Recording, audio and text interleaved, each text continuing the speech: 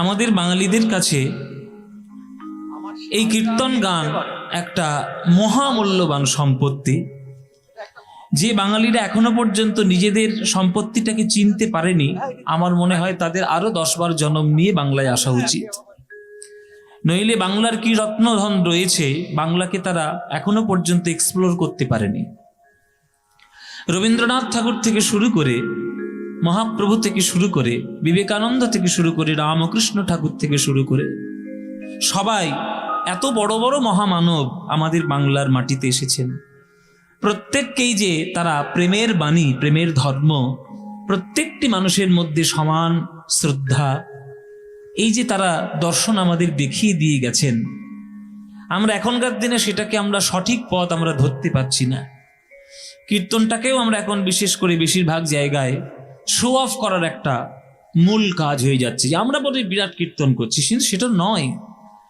আসল কথা হচ্ছে যে আপনারা কীর্তন করাচ্ছেন, আমরা কীর্তন করছি, মূল কথা আমরা মহাপ্রভুর প্রেম ধর্মটাকে রক্ষা করতে পারলাম কিনা। যদি রক্ষা করতে পারি যেন তেন প্রকারেণ, তাহলে আমাদের কীর্তন করাটিও সার্থক, কীর্তন গাওয়াটিও সার্থক। শুধুমাত্র মনোরঞ্জন করার জন্য কীর্তন গান, সেটা কীর্তনের পক্ষে শুভকর নয়। শুধুমাত্র মনোরঞ্জনের জন্য কীর্তন নয়, কীর্তন হচ্ছে বিরাট বড় একটা সাহিত্য, কীর্তন হচ্ছে বিরাট বড় একটা সঙ্গীত। সেই সাহিত্য আর সঙ্গীতের গুরুত্বটা যদি আমরা না দিই, তাহলে শুধুমাত্র এই চানাচুর খাওয়ার মতো কীর্তন হয়ে যাবে, ক্ষীর খাওয়ার মতো কীর্তন আমাদের হবে না। চানাচুর যতই সুস্বাদু হোক না কেন, সেটা কখনো স্বাস্থ্যকর হতে পারে না, কোনোদিন স্বাস্থ্যকর নয়। কোনো ডাক্তারের কাছে গিয়ে যদি বলেন আমি একটু ভালো স্বাস্থ্য বানাতে চাই, সকাল সন্ধ্যে একটু চানাচুর খেতে চাই, কোনো ডাক্তার বলবে খাবেন? জীবনে বলবে না। সকাল সন্ধ্যে একটু ডাল ভাতি খান, ফলমূল খান, একটু সাদামাটা তরকারি ভাত খান, চানাচুর খেয়ে কখনো আপনার লিভার ভালো হবে না। তেমনি নাচন কদন কীর্তন আর সাহিত্য সঙ্গীত ছাড়া কীর্তন এবং বাচালতা দিয়ে কীর্তন, সেই সমস্ত কীর্তন শুনলে মনোরঞ্জন হয় বটে, তবে তাতে কীর্তনের কিছু উপকারিতা হয় না। আপনাদের আশীর্বাদে আমরা যারা যারা কীর্তনকে সঠিকভাবে শেখার চেষ্টা করেছি, আমরা জানি যে কীর্তনের মধ্যে কোন স্তরের সাধনা কীর্তনের মধ্যে লুকানো রয়েছে। সেটা আপনারা পরিচালনা করার জন্য এই নিখিলবঙ্গ কীর্তন সমাজ কয়েকটি দিন ব্যাপী যে অনুষ্ঠান আপনারা করেন, আপনাদের শুভবুদ্ধির উদয় হোক আমার গৌরাঙ্গ মহাপ্রভুর কাছে প্রার্থনা। সঠিক কীর্তন এবং সঠিক সাহিত্য সংস্কৃতি নিয়ে আপনারা কীর্তনকে এইভাবে এগিয়ে নিয়ে যান। বছর বছর আপনাদের এই জয়যাত্রা আপনাদের এগিয়ে চলুক, এটাই আমার মহাপ্রভুর কাছে প্রার্থনা। নিতাই গৌর প্রেমানন্দে হরি বল। আজকের আমাদের যে লীলা আমরা আস্বাদন করব, আজকে আমার সঙ্গে এখানে আমি গান গাইতে আসবো কথা হয়েছে মোটামুটি মাস 3 আগে, সেই থেকে শুরু হয়েছে ফোন করা যে কি পালা তুমি গাইবে। হ্যাঁ, সেই থেকে শুরু হয়েছে, বাবা আমরা ইউটিউবে শুনে শুনে হল্লা হয়ে গেছি, এবার আমরা একটু সামনাসামনি শুনবো, গিরি গোবর্ধন লীলা আমরা শুনতে চাই। তো চারিদিকে কমিটিদের খুব ইচ্ছা যে গিরি গোবর্ধন ধারণ লীলা হবে, সেটাই আমরা আজকে আস্বাদন করব। তো তার আগে আমরা গৌরচন্দ্রিকা আস্বাদন করে তারপরে আমরা বৃন্দাবন লীলায় আমরা যাব। তো চলুন, গৌরাঙ্গ মহাপ্রভুর উপকারিতা আমাদের বাঙালিদের কাছে কেমন শুনুন। আনন্দে লীলাময় বিগ্রহায়, মহাপ্রভুকে দেখলেই আনন্দের হৃদয় ভরে ওঠে। আজ পর্যন্ত মহাপ্রভুকে দেখে নিরানন্দে কারোর হৃদয় ভরেছে কি? ভরেনি। সবার হৃদয় আনন্দে পরিপূর্ণ। এবার আনন্দ 3 রকমের আনন্দ হয় শাস্ত্র অনুসারে, যার গুণ যেমন সে সেই রকম আনন্দকে বেছে নিতে চেষ্টা করে। গুণ কয় রকম? 3 রকম, সত্য, রজ, তম। এই 3 রকম গুণে বিভিন্ন ধরনের মানুষ তারা আনন্দ খুঁজে নিতে চায়। যারা একটু ভালো জামা কাপড় পরবো, দামি দামি ফোন হাতে নিয়ে ঘুরবো, দামি দামি গাড়ি চড়বো, হ্যাঁ, এটা হচ্ছে রাজসিক আনন্দ। লোকে দেখাবো যে দেখো আমার কত বৈভব, এটা একটা রাজসিক আনন্দ, এটা একটা আনন্দ, এটাকে রাজসিক আনন্দ বলে। আবার কেউ কেউ রয়েছে যে অখাদ্য কুখাদ্য খাবো, লোককে গুলি করে মারবো, লোকের বাড়িতে গিয়ে আগুন দেব, দেশে দেশের মধ্যে অশান্তি ছড়াবো, লোককে সর্বনাশ করে আর অখাদ্য কুখাদ্য খেয়ে নর্দমার মধ্যে মুখ ডুবিয়ে পড়ে থাকবো। এটাও একটা আনন্দ, এটা তামসিক জগতের আনন্দ। আবার একটা আনন্দ আছে যে সকালবেলায় উঠব, ঈশ্বরের চরণে প্রণাম করব, তুলসী মন্দির প্রদক্ষিণ করব, একটু গীতা পাঠ করব, একটু ভাগবত পাঠ করব, একটু প্রসাদ তৈরি করে গোবিন্দের চরণে নিবেদন করে ভোগ আস্বাদন করব, ঈশ্বরের চরণে নিজেকে বিকিয়ে দেব। এটাও একটা আনন্দ, এটাকে বলে সাত্ত্বিক আনন্দ। এবার আপনার রুচি অনুসারে আপনি কোন আনন্দকে গ্রহণ করতে চান সেটা আপনার নিজস্ব ব্যক্তিগত ব্যাপার, সেটা আপনাদের ব্যক্তিগত ব্যাপার। সেখানে হস্তক্ষেপ করার অধিকার আমার নেই। আমার কেন? ভারতবর্ষের সংবিধানেরই নেই, কারণই নেই। আপনি কি করবেন আপনি বুঝে নিন, কিন্তু আপনাকে সঠিক পথে চালানোর জন্য নানান ধরনের শাস্ত্রের নির্দেশ বানিয়েছে। যদি মেনে চলতে পারেন ভালো, না মানলে গেল গেল গেল, তো কার কি এসে গেল। ভারতবর্ষ স্বাধীন হয়েছে 1947 সালে ইংরেজদের দখল মুক্ত করার জন্য। তার জন্য নানান ধরনের বলিদান আমাদের ভারতবাসীরা দিয়েছে। কিন্তু আজকের এই দিনটা দেখব বলে সেই স্বাধীনতা আমরা আশা করিনি, যে আমরা অশান্তি ছড়াবো, নিজেদের মধ্যেই কোন্দল শুরু করে দেব। এই দিনটার জন্য আমরা স্বাধীনতা চাইনি। নিজেদের সংস্কৃতি, নিজেদের সভ্যতা, নিজেদের সাহিত্য সঙ্গীত বিদেশিদের কাছে বিক্রি করব না, সেই জন্য কিন্তু হাজার হাজার ভারতীয় বিপ্লবীদের প্রাণ গেছে। তাতে বাংলার বিপ্লবীরাও কম নেই। সেখানে যেমন ক্ষুদিরাম বসুও ছিল, তেমনি পাঞ্জাবের ভগৎ সিংও ছিল। হ্যাঁ, বাংলাতেও যেমন নানান ধরনের আন্দোলন হয়েছে, আবার ইংরেজদের অত্যাচারে জালিয়ানওয়ালাবাগে 1919 সালে হত্যাকাণ্ড হয়েছে। নানান ধরনের অত্যাচার আমরা দেখেছি, কিন্তু এখনো পর্যন্ত আমরা সেই কুচিন্তা থেকে আমরা নিজেদেরকে স্বাধীন করতে পারিনি। সেই কুচিন্তা থেকে স্বাধীন করব বলে, নিজেদেরকে প্রেম সম্পত্তিতে ভাসাবো বলে প্রথম যদি কেউ বাংলায় স্বাধীনতা আন্দোলন করেন, সেটা আমার গৌরাঙ্গ মহাপ্রভু।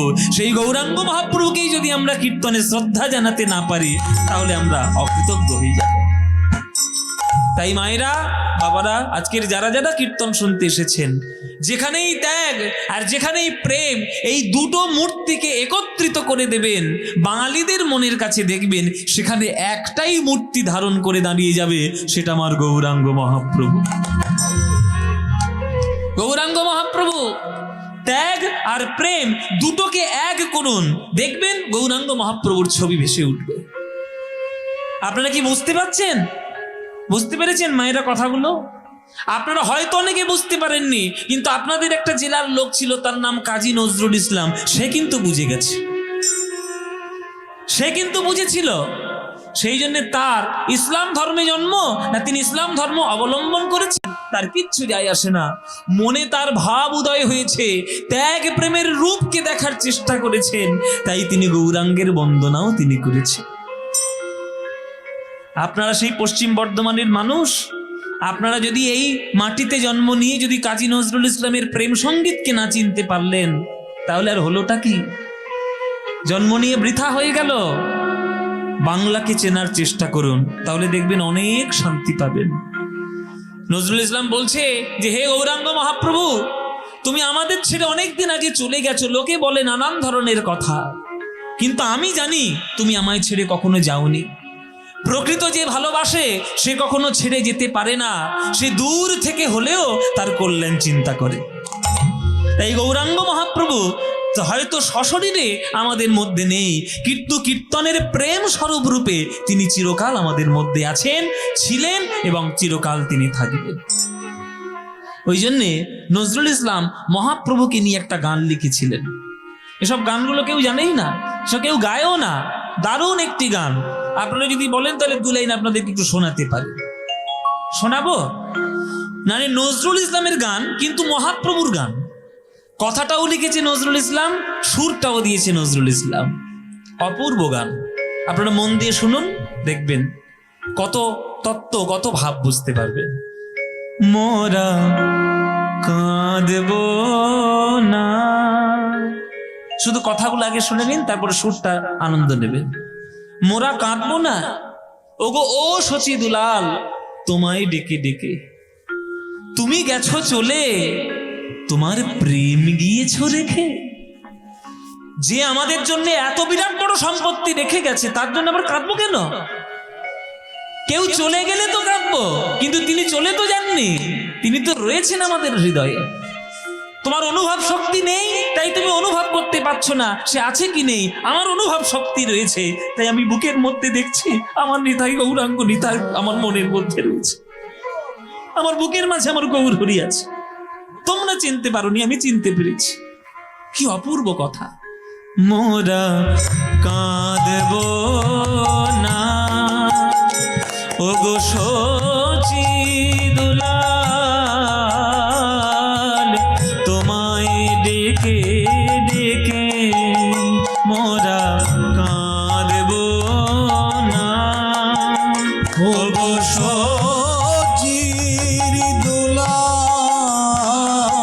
তোমায় ডেকে ডেকে তুমি গেছো চলে, তোমার প্রেম গিয়েছো রেখে।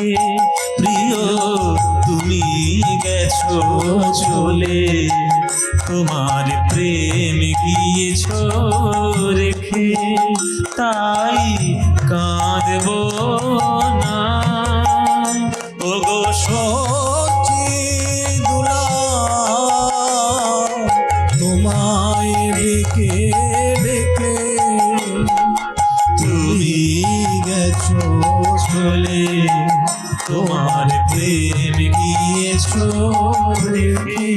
প্রিয় তুমি গেছো চলে, তোমার প্রেম গিয়েছো রেখে, তাই কাঁদব না। কোথায় পাবেন এ গান? কোথায় পাবেন? 14 পুরুষের ভাগ্য ভালো বাংলায় জন্ম নিয়েছেন।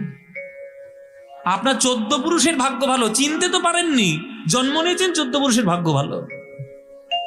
কি লিখছে দেখুন নজরুল ইসলাম, যে তুমি গেছো চলে, তোমার প্রেমটা তো গিয়েছে রেখে, তাহলে কাঁদবো কেন?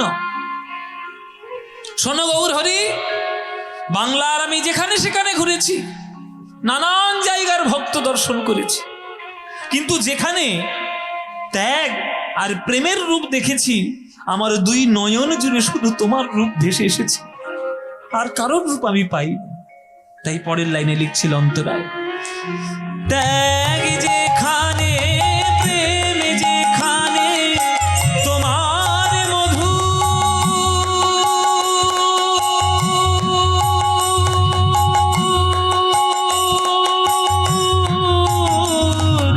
রূপ সেখানে, ত্যাগ যেখানে প্রেম সেখানে তোমার মধু,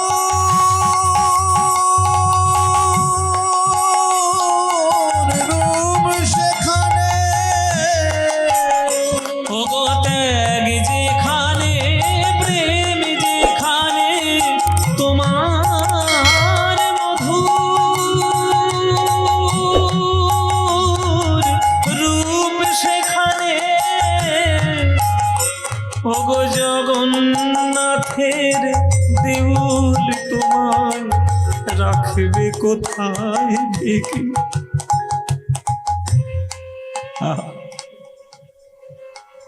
কে বলেছে তুমি চলে গেছো?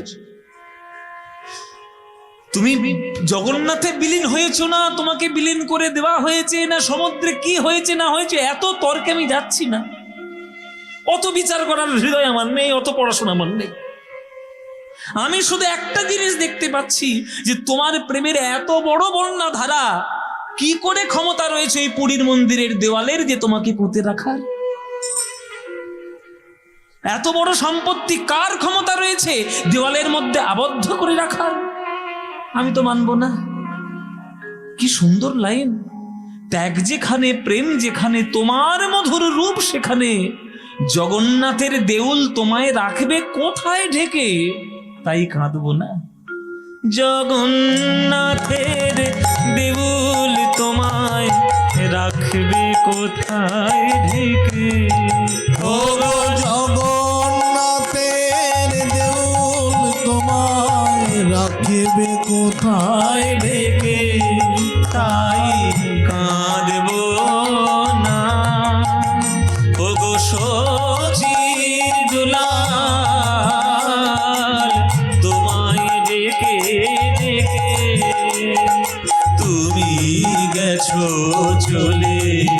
তোমার প্রেম গিয়েছ রেখে, প্রিয় তুমি গেছো চলে, তোমার প্রেম গিয়েছ রেখে, তাই কাঁদব না, হলো বৈরাগিনী ধরা, তোমার চরণ ধুলি মেখে।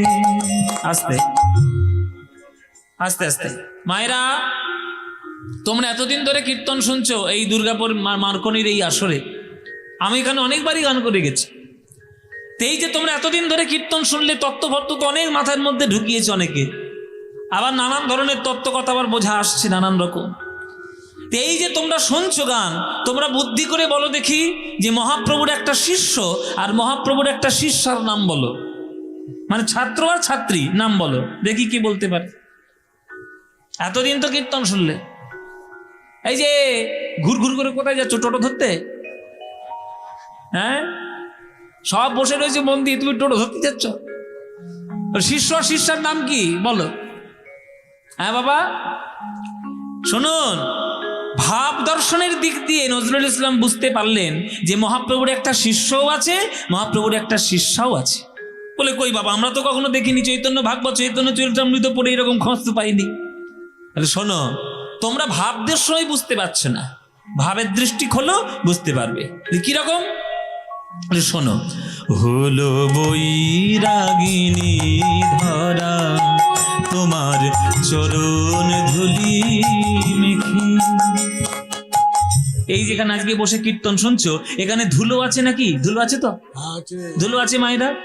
পৃথিবীর কোন একটা দেশ আমাকে দেখাতে পারবে যে দেশে ধুলো বলে কিছু নেই? সব জায়গায় একটু না একটু কোথাও না কোথাও ধুলো রয়েছে। সে আমেরিকাতেও আছে, লন্ডনেও আছে, বাংলাতেও আছে, জাপানেও আছে, রাশিয়াতেও আছে, কোনো না কোনো অংশে ধুলো আছে।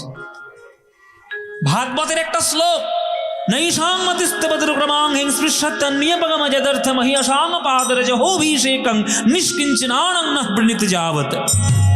শ্রীমদ্ ভাগবত বলছে এই শ্লোকটির বাংলা ব্যাখ্যা করেছে নরোত্তম দাস ঠাকুর। নরোত্তম দাস ঠাকুর কি বলছে? ভক্ত পদ ধুলি আর ভক্ত পদ জল, ভক্ত ভুক্ত শেষ এই তিন মহাবল, বৈষ্ণবের পদ ধুলি তাহে মোর স্নান কেলি, বৈষ্ণবের নামেতে উল্লাস তর্পণ মোর, বৈষ্ণবের নাম বিচার করয়ে মনে, ভক্তি দশ আস্বাদনে মধ্যস্থ শ্রী ভাগবত পুরাণ। মধ্যস্থ শ্রী ভাগবত পুরাণ। আপনি এমন কোন দেশ দেখাতে পারবেন না যেখানে ধুলো নেই। আর নরোত্তম দাস ঠাকুর বলছে, হৃদয়ের মধ্যে যদি ভক্ত পদধূলি আশ্রয় করতে না পারো, তাহলে হৃদয়ে কোনোদিন ভক্তির উদয় হবেই না, ভক্তির উদয়ই হবে না। তাহলে সারা পৃথিবীটাই যখন ধুলোয় ভরা, তাহলে মহাপ্রভুর কৃপা ধন্য হয়েছে সমগ্র ধরণীটাই। তাই পৃথিবীটাই হচ্ছে মহাপ্রভুর শিষ্যা, ছাত্রী। আর ছাত্র কোনটা? বলে ওই দেখো আকাশ। আকাশ, আকাশ হচ্ছে মহাপ্রভুর ছাত্র। বলে কিরকম করে? বলে দেখো, মহাপ্রভুর বদন কমলে যেমন তিলকের দাগ পরে মহাপ্রভুর বদন হয়েছে উজ্জ্বল, তেমনি সেই ভাব দর্শন করে আকাশ আজকে চাঁদকে নিজের তিলক বানিয়ে মহাপ্রভুর মুখটিকে যেন রিপ্রেজেন্ট করছে জগতের মাঝে। তাই আকাশ হলো মহাপ্রভুর শিষ্য। এসব দর্শন হলো বৈরাগিনী ধরা, তোমার চরণ ধুলি মেখে, তোমার মন্ত্র নীল অসীম আকাশ চাঁদের তিলকে, তোমার মন্ত্র নীল অসীম আকাশ চাঁদের তিলকে, ওগো সুন্দর যা কিছু হেরি, ওগো রূপ সে শচী,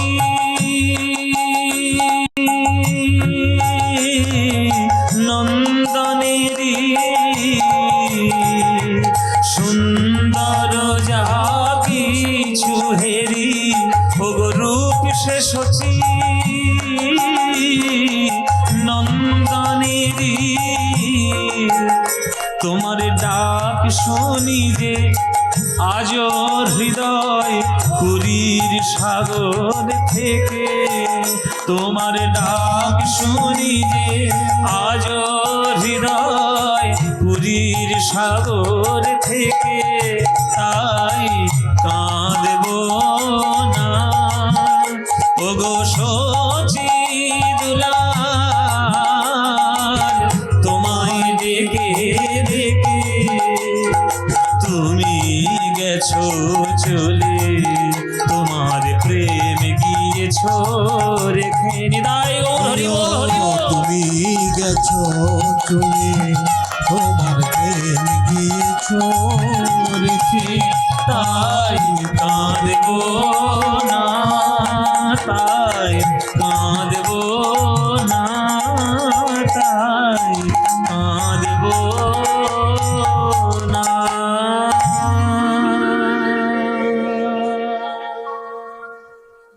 এই অপূর্ব গানটি নজরুল ইসলামের। কেউ জানে এই গানটা নজরুল ইসলামের? আমি কলকাতার অনেক ওস্তাদ পণ্ডিতকে শুনিয়েছি। বলুন তো এটা কার গান? বলতেই পারিনি কার গান, মানে জীবনে শোনেইনি। এটার জন্য গুরু সঙ্গ করতে হয়, গুরুর কাছে শিক্ষা নিতে হয়, তবে পাওয়া যায়। এই গানটা আমি আমার গুরুর কাছে প্রথম শুনেছিলাম, জীবনের প্রথম শুনেছি। আমার গুরু আপনারা সবাই জানেন, কীর্তন সম্রাট শোভন ভট্টাচার্য। তার কাছে শুনলাম, শুনে গানটা এত ভালো লাগলো যে গানটা তুলেও ফেললাম। আমার চ্যানেল থেকে আমি রেকর্ড করে পাবলিশও করে দিয়েছি, আমি রেকর্ড করেছি। এখনো পর্যন্ত এই গানটা কারোর রেকর্ড নেই, আমি করেছি রেকর্ড। এবং আপনাদের আশীর্বাদে 35,000 মানুষ সে গানটি দেখেছে। 35,000 মানুষ, যাক অন্তত 3,000 মানুষ তো শুনেছে, এইটুকুই আমার প্রাপ্য, আর কিচ্ছু না, এইটুকুই আমার প্রাপ্তি। তাই মহাপ্রভুর কৃপা পেয়ে আজকের এই বাংলাতে আপনারা প্রেম ধর্ম পেয়েছেন। সেই মহাপ্রভু আজকের বৃন্দাবনের লীলা নবদ্বীপে দর্শন করাচ্ছে। এই যে কলিযুগবাসীগণ, এই যে তোমাদের মন প্রাণ দিয়ে বলি শোনো, ভক্তির পুজো ছাড়া অন্য পুজো চলবে না। কালী পূজা করবো, হ্যাঁ, কালী পূজা। এই কালী পুজো শুরু করেছে।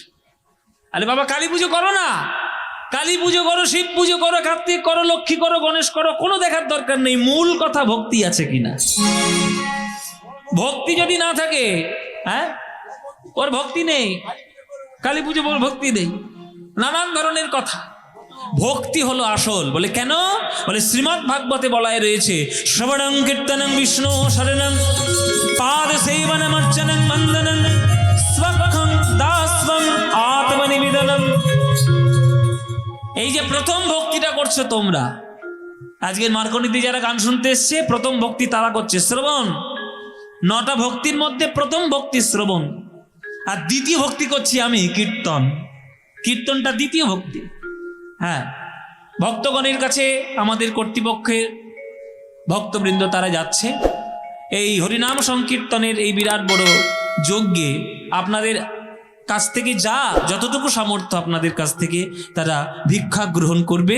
আপনাদের যতটুকু সামর্থ্য, যার যেমন সামর্থ্য, প্রাণ ভরে সেই কীর্তনে দান দেবেন। নিতাই গৌর প্রেমানন্দে হরি বল। তাই মহাপ্রভু বললেন যে ভক্তির পুজো ছাড়া অন্য কোনো পুজো চলবে না। ভক্তির পুজো করো, শুদ্ধ ভক্তি গোবর ধন, তোমরা পূজা করো জগজন। শুদ্ধ ভক্তি গোবর ধন পূজা করো জগজন। এই বিধি দিলা জগ মাঝে, এই বিধি দিলা জগ মাঝে, এই বিধি দিলা জগ মাঝে রে, এই বিধি দিলা জগ মাঝে, এই বিধি দিলা জগ মাঝে। অগো শ্রবণাদি নবয়ঙ্গ, আর কল্পতরু ময় শৃঙ্গ। শ্রবণাদি নবয়ঙ্গ, কল্পতরু ময় শৃঙ্গ। শ্রবণাদি নবয়ঙ্গ, কল্পতরু ময় শৃঙ্গ। শ্রবণাদি নবয়ঙ্গ, কল্পতরু পঞ্চরস ফল তাহা সাজে তোমরা পূজা করো ভাই, পূজা করো ভাই, অন্য কোন গতি নাই পূজা করো ভাই, অন্য কোন গতি নাই পূজা করো ভাই, ভক্তিরূপী গোবর্ধনের পূজা করো ভাই, রূপী গোবর্ধনের পূজা করো ভাই, ভক্তিরূপী গোবর্ধনে প্রেম ধর্ম আবাহনে, ভক্তিরূপী গোবর্ধনের প্রেম ধর্ম আবাহনে ভক্তিরূপী গোবর্ধনে, প্রেম ধর্ম আবাহনে ভক্তিরূপী গোবর্ধনে, প্রেম ধর্ম আবাহনে ভক্তিরূপী গোবর্ধনে, প্রেম ধর্ম আবাহনে ভক্তিরূপী গোবর্ধনে, প্রেম ধর্ম আবাহনে পূজা করো ভাই। ও পঞ্চরস ফল তাহা সাজে রে, পঞ্চরস ফল তাহা সাজে। কীর্তন যেমন বাজনাও তেমন, গান যেমন হবে বাজনাও হবে সেরকম। ও মাইরা, 5খানা ফল আছে। আপনারা এখানে যারা বয়স্ক মানুষ আছে তারা জানবেন, এই বাচ্চা বাচ্চাগুলো এরা সব জানেন, এরা সব ভুলে গেছে, এরা এদের পাইনি। আমরা ছোটবেলায় 1 টাকায় 5টা ফুচকা খেতাম, জানেন? আপনারা খেয়েছেন? 20 পয়সা দেখেছেন তো? 5 পয়সা, 10 পয়সা, 20 পয়সা, 50 পয়সা, এই ছেলে মেয়েগুলো দেখেই না এখনকার দিনে।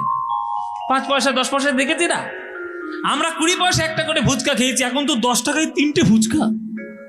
সর্বনাশ। তাও আবার দেয়, হ্যাঁ 4টে, দূর বসে 2টো, যাও কলকাতায় যাও না 2টো দেবে। আচ্ছা যাই হোক, আমার কথা হচ্ছে এই যে 5 পয়সা, 10 পয়সা, 20 পয়সা, আপনারা নিশ্চয়ই জানেন 16 আনা বলে একটা ব্যাপার ছিল। 25 পয়সাকে কত বলে?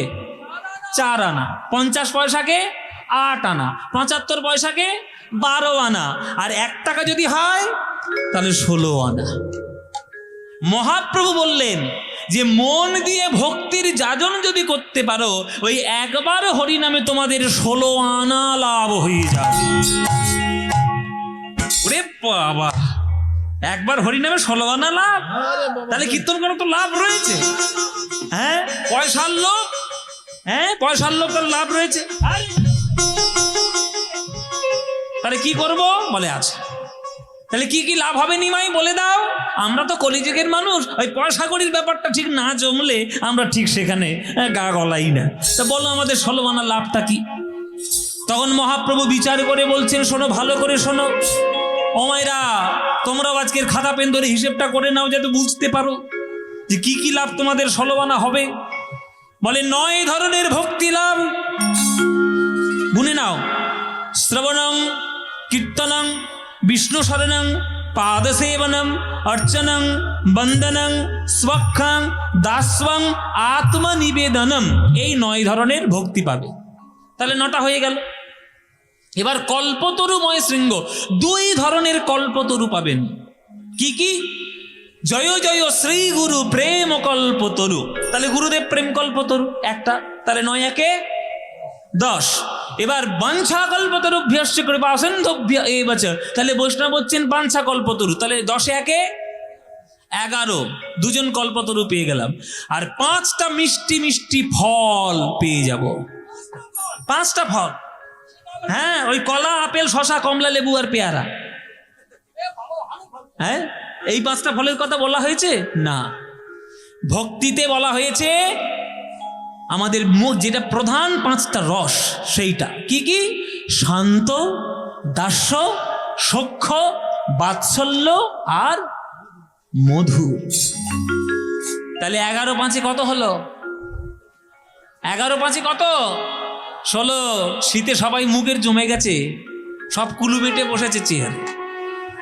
তাহলে 16 আনা লাভ হলো কিনা? আমি হিসেব দিতে পারলাম কিনা? তাহলে একবার হরিনামের মধ্যে যদি 16 আনা লাভ হয়, 9 ধরনের ভক্তি, 2 প্রকারের কল্পতরু, আবার 5 রকমের মিষ্টি ফল, ওরে বাবা, তাহলে তো লাভ রয়েছে। চলো চলো হরিনাম করব, চলো নিমার সঙ্গে কীর্তন করব। এই এই চলো চলো চলো, সবাই মিলে কৃষ্ণ নাম করবো। কৃষ্ণ নাম ছাড়া কোনো উপায় আছে নাকি? চলো কৃষ্ণ নাম গাইব, নিমাই বলেছে কৃষ্ণ নাম গাইতে। তাহলে চলো দেখি, বলো দেখি, সবাই মিলে বলো, ভজ শ্রীকৃষ্ণ, কহ শ্রীকৃষ্ণ, লহ শ্রীকৃষ্ণের নাম রে, ভজ শ্রী কৃষ্ণ কহ শ্রী কৃষ্ণ কহ শ্রী কৃষ্ণের নাম রে। আচ্ছা, এই গানটা আমার আপনাদের পারমিশন ছাড়াই গিয়ে ধরে ফেললাম, গাইবো না বন্ধ করে দেবো? হ্যাঁ হ্যাঁ, বন্ধ গাইবো? ভালো লাগে। তোমরা গাইবে না আমার সঙ্গে? এই গান ভালো লাগে, শুনতে লাগে মায়েরা? তাহলে ভজ ভজ শ্রীকৃষ্ণ কহ শ্রীকৃষ্ণ, এ তো ভালো প্রাণের গান, তাই না? এই গান আপনাদের যাদের যাদের ভালো লাগে না, উলুধ্বনি দাও, জোরে জোরে উলুধ্বনি।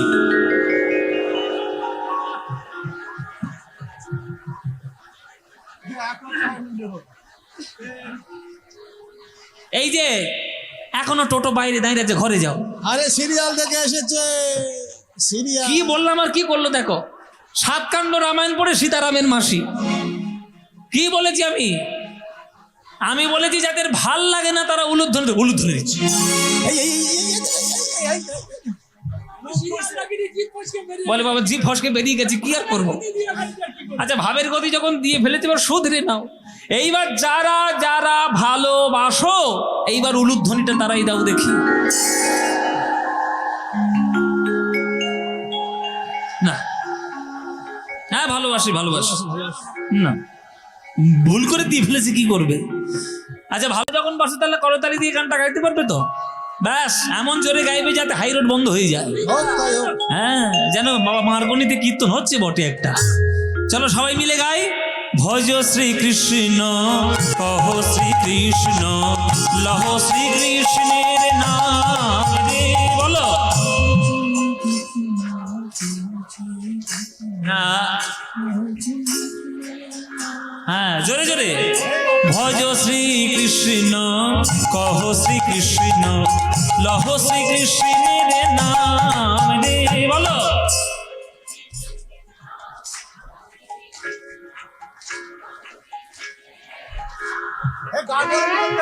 যে জনা শ্রীকৃষ্ণ ভজে সে হয় আমার প্রাণ রে। যে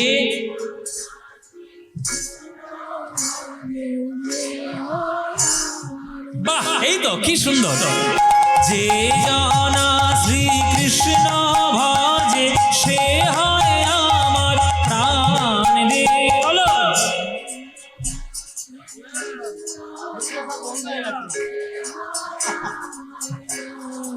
হ্যাঁ, প্রভাত কালে হা শ্রীকৃষ্ণ যে বলে একবার রে। প্রভাত কালে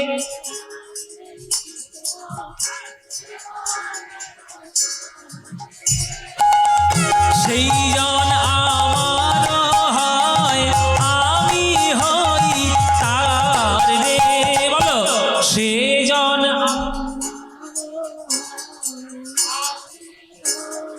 বাহ, খুব সুন্দর। এবার হাত তুলে সবাই ভজ শ্রীকৃষ্ণ কহ শ্রী কৃষ্ণ কহ শ্রী কৃষ্ণের নাম রে।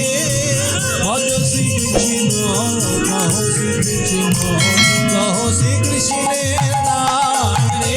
আহা যে জনা শ্রীকৃষ্ণ ভজে উলুধ্বনি। হায় আমার প্রাণ রে, এই জনা শ্রী কৃষ্ণ ভজে সে হয় আমার প্রাণ রে। ভজ শ্রীকৃষ্ণ কহ শ্রীকৃষ্ণ লহ শ্রীকৃষ্ণের নাম রে। ভজ শ্রী কৃষ্ণ কহ শ্রী কৃষ্ণ নিতাই গৌর হরি হরি। বলো আনন্দ হয়েছে কি হয়নি? হয়েছে? সত্যি বলছো হয়েছে? আনন্দ হয়েছে তো? এই আনন্দ পেতে গেলে প্রত্যেক বছর মার্গনিতে কীর্তন শুনতে আসতে হবে।